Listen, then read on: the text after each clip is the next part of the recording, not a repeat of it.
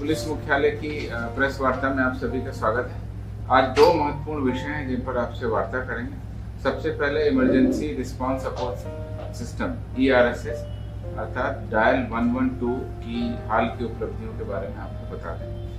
6 जुलाई 2022 को डायल 112 सेवा का प्रारंभ हुआ, जिसको कि माननीय मुख्यमंत्री बिहार के द्वारा इसका लोकार्पण किया।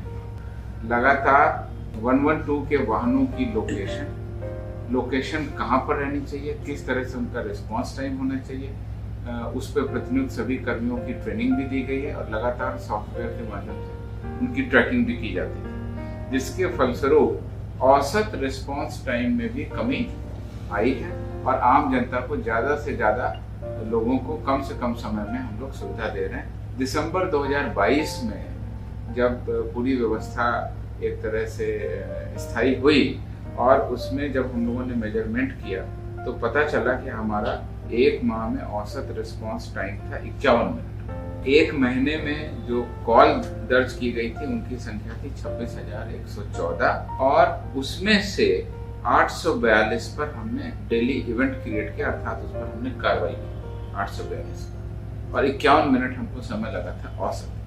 फिर उसके बाद धीरे धीरे हम लोगों ने इसमें सुधार किया, वाहनों की लोकेशन और किस तरह से उसको डिप्लॉय करना, उसके पैटर्न को चेंज किया। तो उसके बाद जुलाई 2023 में ये घट करके हो गया है 21 मिनट 49 सेकेंड और इसमें जो एक माह के एक दिन में जो हमारी पंजीकृत कॉल थी वो 3,558 हो गई और कुल पंजीकृत कॉल एक महीने में हो गई है 1,10,324, यानी कि जुलाई में 3,558 लोगों को एक दिन में औसतन हम लोगों ने इससे मदद पहुंचाई और समय था 21 मिनट। उसके बाद अगस्त सितंबर दोनों महीनों में भी हम लोगों ने लगातार इसको रिस्पांस को सुधारा और अक्टूबर 2023 का आंकड़ा मेरे पास में है। ये रिस्पांस टाइम अब 20 मिनट से भी कम 19 मिनट 1 सेकंड पर हो गया। इसमें पूरे अक्टूबर महीने में 1,03,526 कॉल आई, जिसमें से 3,339 कॉल को हमने मदद पहुंचाई, इवेंट दर्ज की और ये रिस्पांस टाइम ऑफ 20 मिनट से भी कम आ गया। तो मुझे लगता है ये बहुत बड़ी उपलब्धि है और मीडिया के माध्यम से आम जनता से भी अनुरोध है कि डायल 112 सेवा आपातकालीन परिस्थितियों के लिए आम जनता की सुविधा, आम नागरिकों की सुविधा, खासकर महिलाओं और वृद्धजनों की सुरक्षा और सुलभ उनको सहयोग के लिए चालू की गई।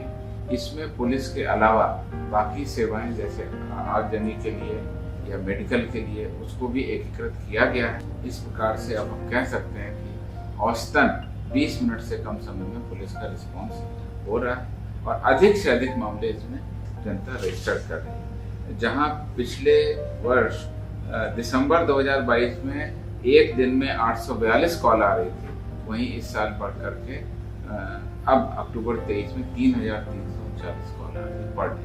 और पहले हम लोग एक महीने में मॉनिटरिंग करते थे, फिर 15 दिन में, साप्ताहिक, और अब हम डेली मॉनिटरिंग करते हैं। और डेली मॉनिटरिंग के आधार पर 5 नवंबर 2023 की जो रैंकिंग है रिस्पांस टाइम की, उसके आधार पर टॉप 5 जिले इस प्रकार हैं।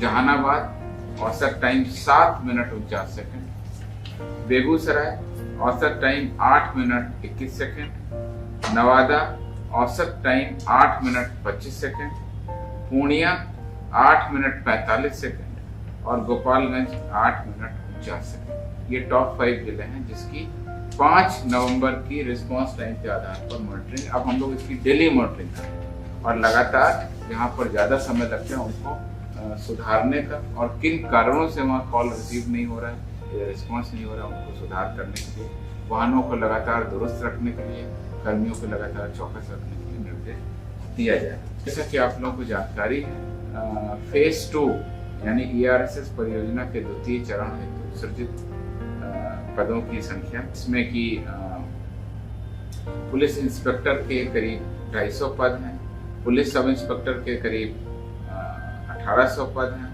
और सिपाही के करीब 10,000 पद हैं हवलदार के करीब 3000 पद हैं और चालक सिपाही के भी करीब 2000 से अधिक पद हैं। कुल 19,288 पदों को सृजित किया गया है। इसमें 884 4 पहिया वाहन और 550 2 पहिया वाहन भी शामिल हैं।